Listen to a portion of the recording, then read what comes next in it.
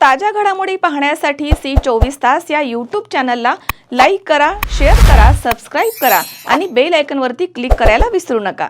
भगवान परशुराम यांच्या जन्मोत्सवानिमित्तानं नेवासा तालुका ब्राह्मण समाजाच्या वतीनं भगवान मोहिनीराज मंदिर प्रांगणामध्ये सजवलेल्या रथामधील भगवान परशुराम यांच्या मूर्तीचं पूजन रामचंद्र काटकर गुरुजी आणि अशोकराव कुलकर्णी यांच्या हस्ते करण्यात आलंय।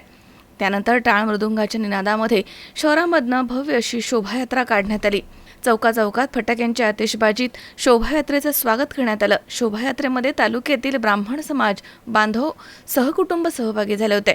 मिरवणुकीच्या अग्रभागी नेवासा बुद्रुक शिवारामधील सुरेगाव रस्त्यावरती असलेल्या सद्गुरू नारायणगिरी महाराज आश्रमाचे विद्यार्थी आणि श्री हनुमान भजनी मंडळाचे अशोक लोखंडे, भाऊसाहेब माळवे, ज्ञानेश्वर काळे, नवनाथ बर्डे तसेच कांतीलाल वर्मा, आंबा पडवळ, यशवंतराव शिर्के, खरात साहेब, सौ कमलताई कराळे तसेच अलकाताई खरात, श्रीमती आशाबाई गायकवाड यांनी अभंग भजनं सादर केली आहेत। त्यानंतर सजवलेल्या रथामध्ये भगवान परशुरामांची मूर्ती, रथाच्या मागे महिला पुरुष भाविक अशी मिरवणूक औदुंबर चौक, विश्वेश्वर नाथबाबा चौक, श्री खोलेश्वर गणपती मंदिर, नगरपंचायत चौक मार्गे श्री हनुमान मंदिर इथून श्री मोहिनीराज मंदिर प्रांगणामध्ये आल्यानंतर भगवान परशुराम यांची आरती करण्यात आली। त्यानंतर उपस्थित भाविकांना प्रसादाचं वाटप करण्यात आलं।